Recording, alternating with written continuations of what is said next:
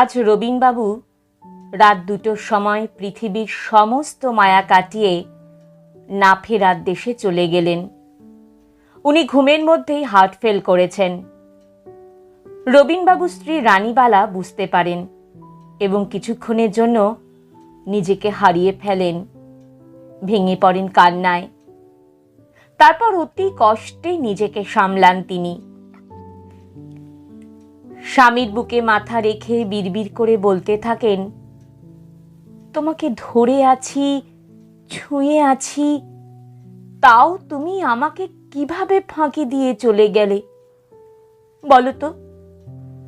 আমাকে না বলে এভাবে তুমি তো যেতে পারো না, কিছুতেই না।